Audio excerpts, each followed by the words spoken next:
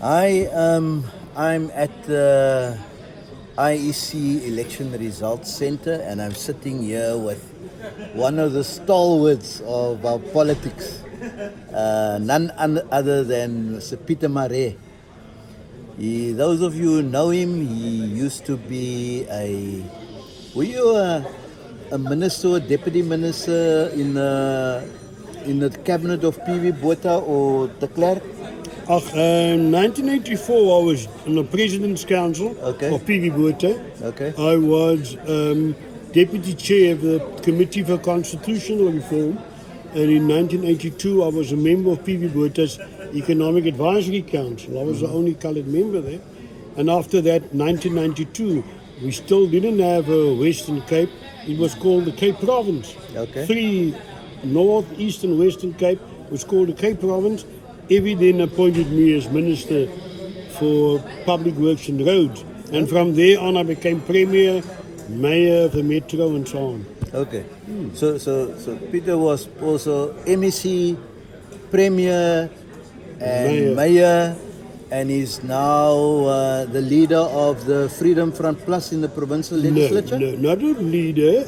In the Parliament, Yes. Western Cape, I'm the minority leader, but I am not the leader of the Freedom Front outside Parliament, but inside the House, I'm leader and also father of the House. Okay. It's an image, Yes. a title That they gave you? they gave me. Because you're one of the stalwarts. I remember when I came into government 1994, we were all together. Yes, that's quite right. I remember you very well. That's a good years of, we had government of provincial unity. Yes, we did. And now they talk about coalition governments. I still think, Peter, that we need to go, the dynamic that we are in South Africa now, we probably ripe to have a government of national unity again and a governments of provincial unity in order to get our country out of the quagmire that we're in. I think we need serious, wise leadership around in that respect. I don't know what's your view about that. I think you got it spot on. What South Africa need is people who know how to run as a government, and the government is a huge business that must look after the interests of all its citizens. And in South Africa, we're almost 60 million people.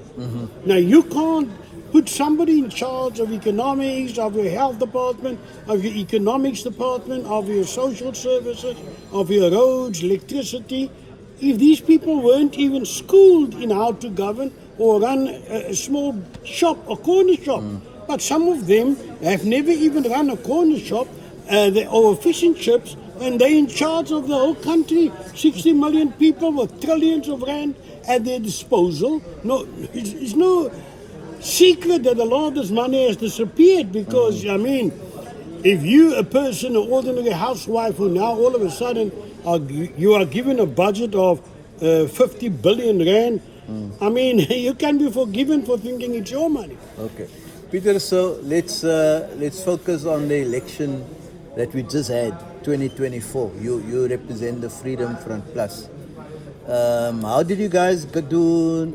I see nationally you guys got over almost 160,000 votes so far.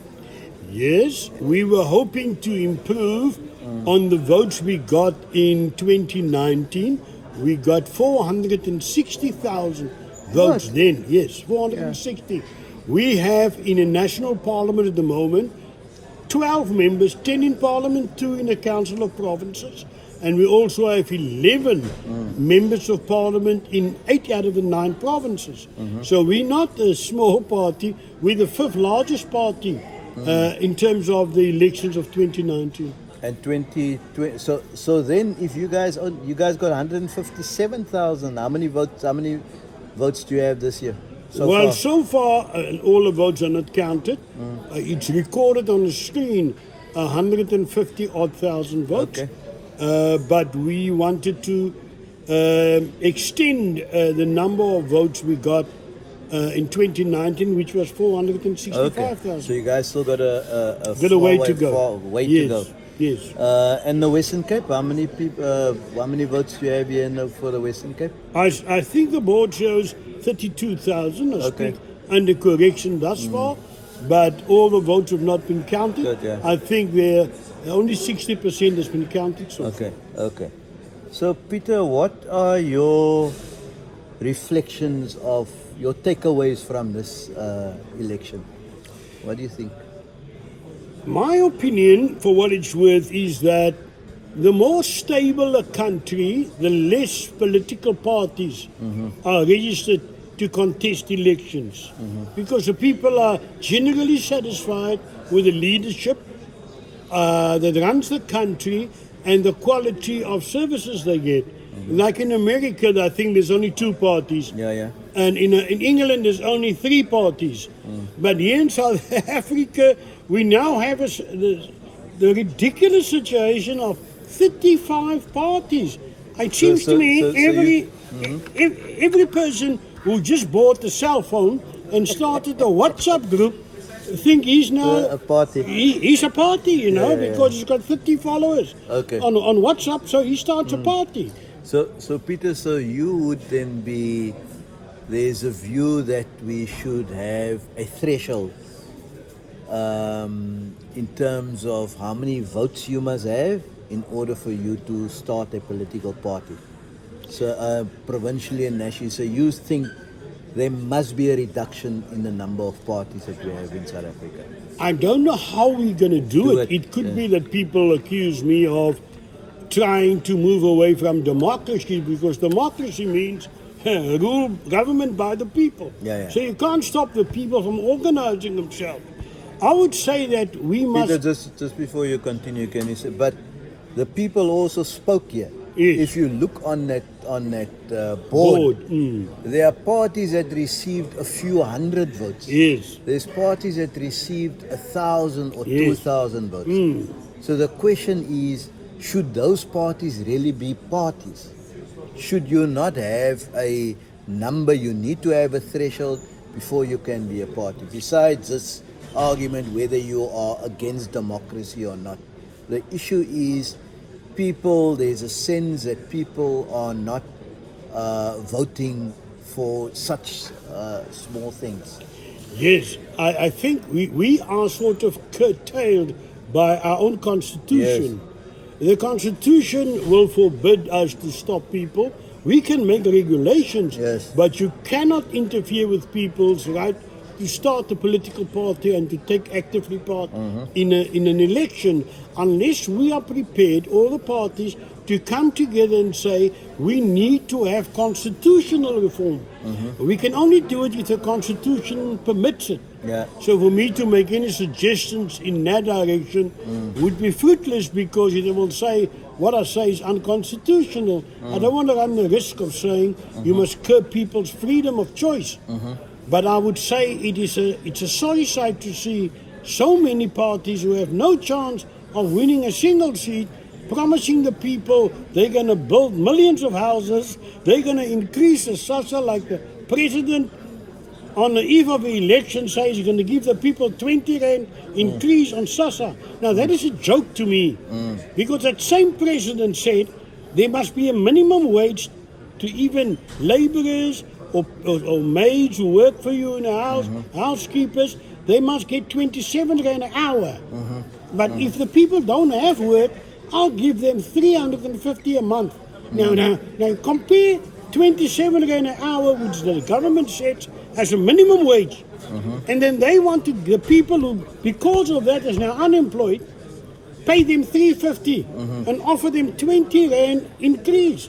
This is absolutely ridiculous. It's a joke. So what, Peter, can I ask you a question? I mean, you now part of the Freedom Front Plus. Yes. And some people are saying the Freedom Front Plus is traditionally for Afrikaners and white people. What do you say to them about that? And what attracts people who are not white? Let me call it that. Let me use that term. People who are not white. What attracts them or attracted them to vote for the Freedom Front Plus? I think that the people have a hierarchy of needs. Yes.